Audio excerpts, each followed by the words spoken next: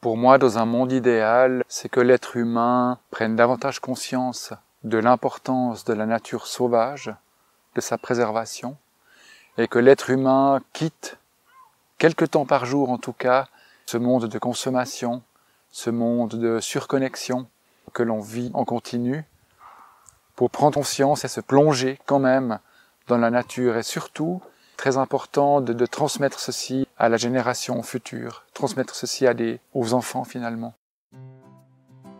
Réveillons-nous, c'est une série de podcasts et de vidéos proposées par la Fondation Homme et Nature. Vous découvrirez dans ces capsules, à consommer sans modération, des personnes inspirées et inspirantes qui ouvrent leur cœur et dévoilent leur lien à la nature. Un petit shot de bonheur pour réveiller nos espoirs endormis, une gourmandise chuchotée à nos oreilles pour remettre des étoiles dans nos yeux. Glissons-nous sans tarder dans le terrier du lapin, direction la Terre des Merveilles. Bonjour, aujourd'hui c'est moi Diane et je vous emmène à la rencontre de la Fête de la Nature et d'une partie de son équipe de choc. La Fête de la Nature, c'est 5 jours et des centaines d'activités réparties sur tout le territoire suisse pour fêter la nature et partir à sa découverte. Ce grand raout de la biodiversité est né en France en 2007. Le succès est au rendez-vous. La Salamandre exporte le concept en Suisse romande quelques années plus tard. Et là, c'est encore une réussite.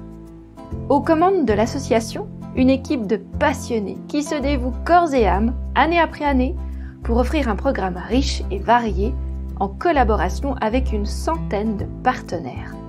Cantons, parcs naturels régionaux, associations d'envergure nationale ou locale, musées, jardins botaniques, cercles de sciences naturelles et bien entendu des particuliers passionnés. Alors pour l'occasion, j'ai sorti mon filet à papillons et j'en ai attrapé 3. Élise Ruchonnet, coordinatrice. Philippe Steiner, président de l'association, et Hervé Aldeman, responsable de la recherche de fonds. Ce qui me touche, c'est leur implication pour la nature, tant au niveau personnel que pour cet événement. Ils essayent tous les 3 d'aligner leurs valeurs avec les nombreuses choses qui composent leur vie bien remplie. 3 passeurs de nature qui transmettent avec bonheur et avec humour leur passion pour le vivant. Philippe, qui es-tu ? Je suis une personne assez rêveuse, qui est très attachée à la sauvegarde de notre patrimoine et à mes amis, patrimoine naturel, patrimoine culturel aussi. Je m'intéresse de ce fait à beaucoup d'aspects de notre vie. Je suis rêveur, mais aussi j'ai la tête sur les épaules. J'aime être au contact de la nature, dynamique et sportif. Ton premier souvenir lié à la nature ? C'est, je dirais, les pique-niques en famille, avec mes parents et mon frère, sur la plage près de Morges. On y passait des journées entières, à profiter de l'eau, du soleil, de la nature. Et aujourd'hui, est-ce que la nature est présente dans ton quotidien ? Énormément. De nos jours, de nos temps très connectés. La nature m'offre beaucoup de lâcher prise. Elle m'offre aussi calme et repos. C'est l'occasion de retrouver l'essentiel, souvent après une journée d'ordinateur, de smartphone et consorts. Et même des week-ends en pleine nature sauvage sont salvateurs presque, je dirais. Quand tu vas dehors, tu y vas plutôt seul, plutôt accompagné ? L'occasion d'une balade à plusieurs, c'est très sympathique. C'est aussi l'occasion de discuter, de partager. Et seul, également, ça permet de méditer finalement. Les deux me vont très bien. C'est une manière de te ressourcer, de trouver des ressources pour continuer dans ton quotidien ? la nature? Oui, tout à fait. Tout à fait. La nature m'offre même parfois réconfort, tout dépend de ce qu'on a vécu durant la journée. Et même le rythme de la nature est intéressant. C'est le rythme de la nature qui est finalement juste et qui nous montre finalement le rythme que nous, on devrait suivre. On vit à 100 à l'heure, on consomme beaucoup, on est souvent dépendant d'un mode de consommation, je dirais presque effréné, et retourner à la simplicité et à la souvent lenteur de la nature, c'est capital. Est-ce qu'aujourd'hui tu te sens plutôt connecté ou déconnecté de la nature? Je me sens connecté plus que jamais, puisque j'en ai besoin. J'ai besoin de m'y ressourcer, surtout au vu du monde connecté que l'on vit quotidiennement. On a besoin d'une autre connexion qui est plus vraie. Se reconnecter, est-ce que c'est possible aussi quand on est en ville ou quand on est dans un milieu qui n'est pas forcément la pleine nature ou la nature sauvage? Est-ce que c'est possible? C'est possible. Les éléments urbains, les villes, se doivent vraiment d'intégrer la nature, toujours davantage. C'est quelque chose qui prend de l'ampleur actuellement. Il y a de plus en plus de nature en ville. On voit des parcs de plus en plus extensifs, avec des prairies fleuries par exemple, des bosquets sauvages. Et c'est l'occasion pour les gens qui vivent en ville de pouvoir aussi retrouver un rythme naturel et déconnecté dans ce sens. Philippe, qu'est-ce qui te lie à la nature? Ce qui me lie à la nature, c'est tout finalement. C'est, je dirais, tous les sens, les odeurs, les bruits. Il y a également les magnifiques points de vue, magnifiques paysages, et la lumière aussi, qui font qu'on s'y sent bien. Pour toi, dans ton monde idéal, entre guillemets, ton monde idéal, comment devrait être le lien que les hommes ont avec la nature? Pour moi, dans un monde idéal, c'est que l'être humain prenne davantage conscience de l'importance de la nature sauvage, de sa préservation, et que l'être humain quitte,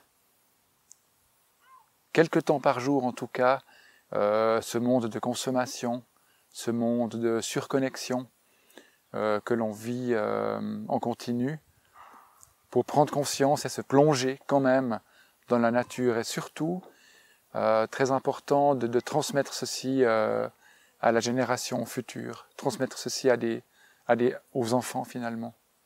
Est-ce que la fête de la nature fait partie de ce rêve que tu as pour le futur? Oui, et c'est aussi la raison pour laquelle je m'y engage dans cette fête de la nature. Elle permet de sensibiliser l'être humain en l'amenant finalement gratuitement à l'extérieur.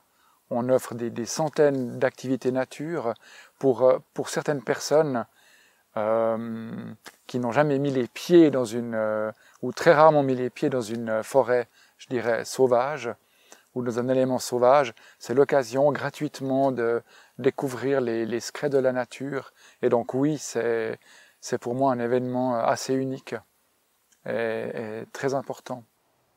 Élise, qui es-tu? Alors, j'ai plusieurs casquettes. Je suis coordinatrice de la fête de la nature pour l'aspect professionnel. Je suis maman d'une petite fille de 18 mois et je suis aussi une femme de 35 ans qui essaye de tout concilier et puis d'avoir aussi une conscience écologique de la nature et puis de prendre soin de tout le monde. Ton premier souvenir lié à la nature? Eh bien, je pense que c'était dans notre maison familiale en fait, qui était à la campagne. C'est pas très précis, mais on avait des vergers, des pommiers, et puis on passait beaucoup de temps là avec ma sœur, donc je pense que ça doit être ça. La nature, est-ce qu'elle est présente dans ton quotidien? Alors, Oui, alors virtuellement par mon ordinateur à la fête de la nature, par les plantes vertes à la maison et un jardin qu'on a depuis peu et qu'on apprivoise gentiment. Qu'est-ce que t'apporte la nature quand tu sors, quand tu vas dehors? Je trouve qu'elle fait du bien parce qu'elle est... en vivant en ville, c'est vrai qu'on est assez vite tout le temps dans le béton et puis un peu la grisaille, donc ça amène des nouveaux sons, des nouvelles couleurs. Enfin, des fois, juste de traverser le parc, c'est ressourçant, même si c'est pas long.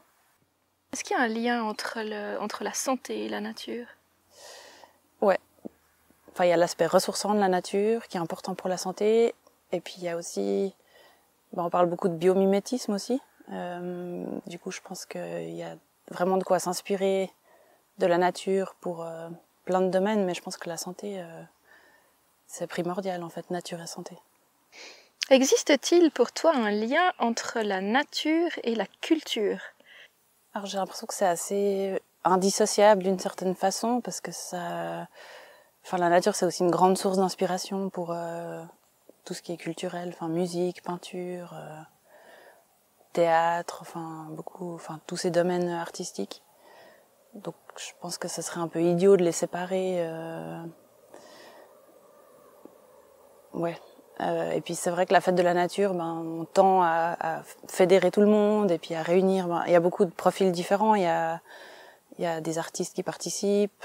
Il y a des gens qui sont professionnels et très pointus, mais c'est un peu des artistes à leur manière parce ils ont un peu une lecture du monde qui est très pointue avec leur domaine de compétences.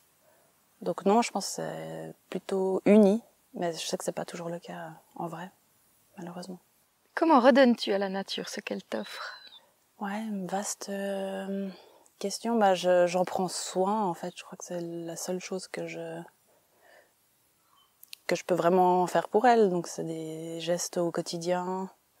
C'est respecter les zones de tranquillité, ses cycles à elle, avec des moments où c'est plus fragile. Je crois que c'est ce que je fais.